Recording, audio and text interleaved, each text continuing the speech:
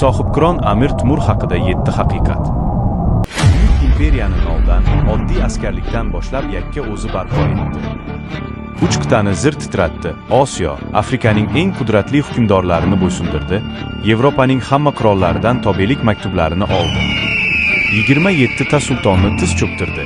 20 ta buyuk yurish qilib, tamomila g'alaba qozondi.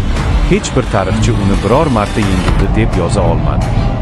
Yuzlab urushlarning barchasida to'liq g'alaba qildi va tarixga ismi yagona yengilmas Xoqon nomi bilan kirdi.